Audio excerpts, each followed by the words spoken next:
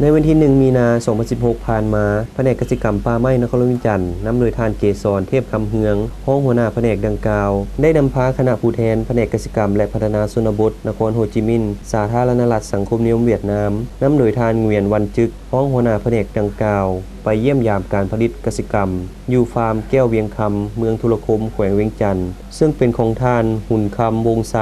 โดยฟาร์มแห่งนี้ได้นำไส้สิ่งเศษเหลือจากการแปรรูปสาลีเส้นแกนเปลือกและต้นสาลีพร้อมทั้งมีการปรุงแต่งผลิตภัณฑ์สาลีหวานเช่นน้ำสาลีหวานสาลีป่องซึ่งส่งออกประเทศอังกฤษเป็นส่วนใหญ่นอกนี้ยังมีน้ำหมักนัดหมักตาวเสื่อมผักเทียมดองและอาหารงัวที่เฮ็ดจากแกนสาลีและมีสวนสาลี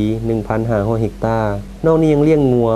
690โตวและผสมพันธุ์เทียมและปลูกหญ้าเนเปียเพื่อเป็นอาหารสัตว์ปัจจุบันสิ้นงัวแม่นส่งออกตลาดภายในและตลาดสิ้นต่างประเทศโดยเฉพาะส่งไปประเทศเวียดนามเป็นส่วนใหญ่และกำลังขอขึ้นทะเบียนเป็นฟาร์มมาตรฐานเพื่อสะดวกในการส่งออกสิ้นงัวสู่บรรดาประเทศอาเซียน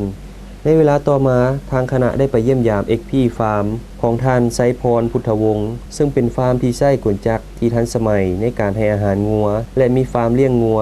1,500 ตัวซึ่งเป็นงัวลาดพร้อมนั้นยังซื้องัวจากประชาชนไปขายสู่ตลาดนำอีกฟาร์มแห่งนี้เริ่มสร้างมาแต่ปี 2010 ในนั้นมีศูนย์อบแห้ง4แห่งปีหนึ่งอบสาลีได้ 15,000 หา 20,000 ต้นต่อปีนอกนั้นยังเลี้ยงหมูซีน 100,000 ตัวต่อปี